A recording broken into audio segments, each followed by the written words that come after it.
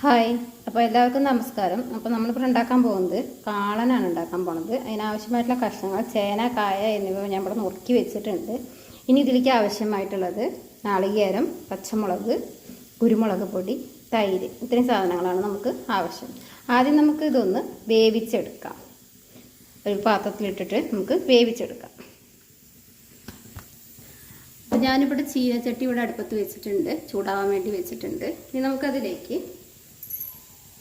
നുറുക്കി വെച്ചിരിക്കുന്ന കായും ചേനയും ഇട്ട് കൊടുക്കാം.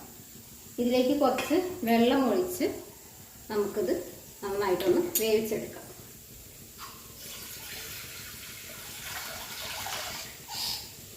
അപ്പോൾ ഇത് വേവാൻ ആവശ്യമായ വെള്ളം നമ്മളിപ്പോൾ ഒഴിച്ചു കൊടുക്കുന്നുണ്ട്. വേവ് നോക്കിയിട്ട് നമുക്ക് വെള്ളം ഇടയ്ക്ക് ഒഴിച്ചു കൊടുക്കാം. ഇനി ഇതിലേക്ക് കുറച്ച് മഞ്ഞൾപ്പൊടി ഇട്ട് കൊടുക്കാം.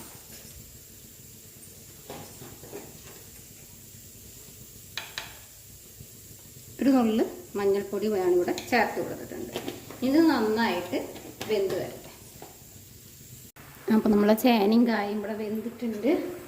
ഇനി നമുക്കിതിലേക്ക് തൈര് ഒഴിച്ച് കൊടുക്കാം. പുളിയുള്ള തൈരാണെങ്കിൽ കുറച്ച് ഒഴിച്ച് കൊടുത്താൽ മതി. അതൊക്കെ പുളിക്കനുസരിച്ചിട്ട് ചേർത്ത് കൊടുത്താൽ മതി. അതിവിടെ അത്യാവശ്യം പുളിയുള്ള തൈരാണ്, അതുകൊണ്ട് ഞാനിവിടെ കുറച്ചാണ് ചേർത്ത് കൊടുത്തിരിക്കുന്നത്.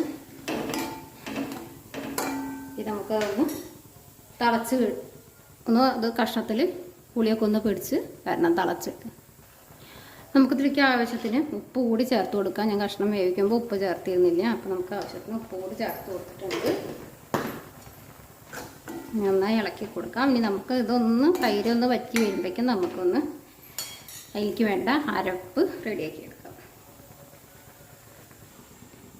അപ്പം ഞാൻ അതിലേക്ക് കാളലിക്ക് ആവശ്യമായിട്ടുള്ള അരവ് ഇവിടെ റെഡിയാക്കിയിട്ടുണ്ട്. അധികം വെള്ളമൊന്നും ചേർക്കാതെയാണ് അരച്ച് വെച്ചിരിക്കുന്നത്.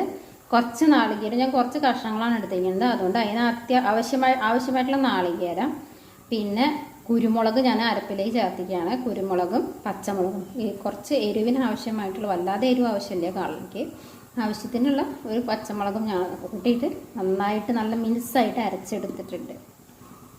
കാളലിക്ക് അരയ്ക്കുമ്പോൾ നന്നായിട്ട് അരച്ചെടുക്കണം. അപ്പോൾ അരപ്പ് കൂടെ റെഡി ആയിട്ടുണ്ട്. ഇനി നമുക്ക് വേവിക്കാൻ വെച്ചിരിക്കുന്ന കഷ്ണത്തിലെ തൈര് ഒന്ന് വറ്റി ഒന്ന് കുറഞ്ഞ് കഴിഞ്ഞിട്ടുണ്ടെങ്കിൽ നമുക്ക് അരപ്പ് ചേർത്ത് കൊടുക്കാം.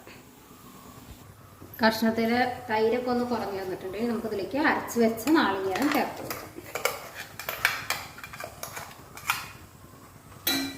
വെള്ളമൊന്നും ഒഴിക്കരുത്, ജാറ് കലക്കി വെള്ളമൊന്നും ഒഴിക്കരുത് അതിലേക്ക്.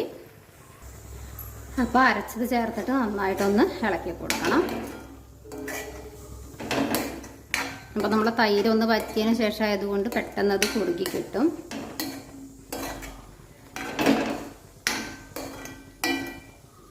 നമുക്കിതിലേക്ക് കുറച്ച് ഒരു നുള്ളി മഞ്ഞൾപ്പൊടി കൂടി നമുക്ക് ചേർത്ത്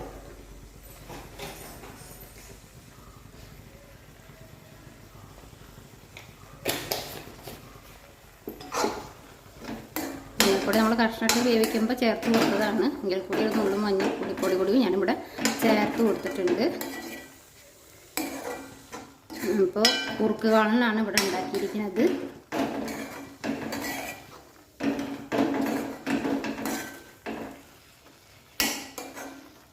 അപ്പോൾ നമ്മുടെ കുറുക്ക് കാളൻ ഇവിടെ റെഡി ആയിട്ടുണ്ട്. ഇനി നമുക്ക് ഇതിലേക്ക് വറവിടാം.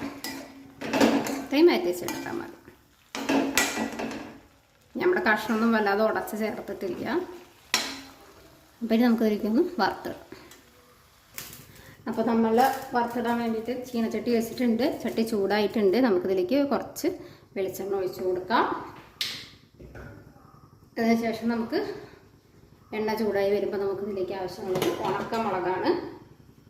ഞാൻ എണ്ണയൊക്കെ കുറേശ്ശെയാണ് യൂസ് ചെയ്യണത്, കുറേശ്ശെ എണ്ണയൊക്കെയാണ് ഉപയോഗിക്കാറുള്ളത്.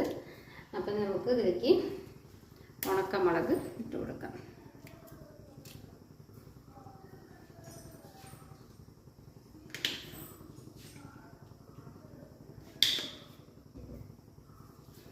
ഈ ഉണക്കമുളക് ഒന്ന് മൂത്ത് വരുമ്പോഴേക്കും നമുക്ക് കടുക് ഇട്ട് കൊടുക്കാം. അപ്പോഴേക്കും എണ്ണ ഒന്ന് ചൂടാവും.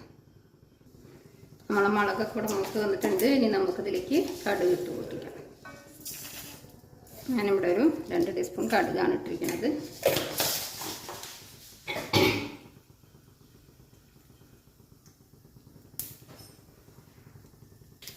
അപ്പോൾ നമ്മളെ കടുക് ഇവിടെ പൊട്ടി തുടങ്ങിയിട്ടുണ്ട്.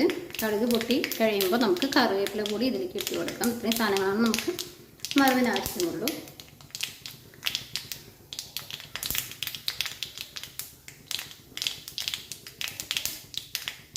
അപ്പോൾ നമ്മൾ കടുക് പൊട്ടുന്ന ഒപ്പം തന്നെ നമ്മൾ കറിവേപ്പിലയും കൂടി ഇട്ട് കൊടുത്തിട്ടുണ്ട്. കറിവേപ്പില കൂടി ഒന്ന് പൊട്ടി വന്നു കഴിഞ്ഞാൽ നമുക്കിതിൽ കാളനിട്ട് വറുത്തിട്ട് ഒഴിച്ച് കൊടുക്കാം.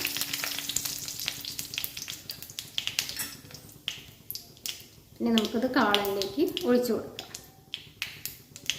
അപ്പോൾ എണ്ണയും കടുകും കറിവേപ്പിലൊക്കെ വറുത്തിട്ടത് ഞാനിവിടെ ഒഴിച്ച് കൊടുത്തിട്ടുണ്ട്. ഇനി നമുക്ക് നന്നായിട്ടൊന്ന് ഇളക്കി യോജിപ്പിച്ചെടുക്കാം. അപ്പം നമ്മളുടെ അടിപൊളി സ്വാദിഷ്ടമായ കുറുക്ക് കാളൻ റെഡി ആയിട്ടുണ്ട്. ഇവിടെ അത് ചോറിൻ്റെ കൂടെയൊക്കെ കൂട്ടി കഴിക്കാൻ വളരെ സ്വാദിഷ്ടമായിട്ടുള്ളൊരു വിഭവമാണ്. നമുക്ക് സദ്യയുടെ കൂടെ കിട്ടുന്ന അതേമാതിരിയുള്ള കാളനാണ്. അപ്പോൾ എല്ലാവരും ഇത് വീട്ടിലുണ്ടാക്കി പരീക്ഷ നോക്കണം. അപ്പം ഇനി അടുത്തൊരു വീഡിയോയുമായി വീണ്ടും കാണാം.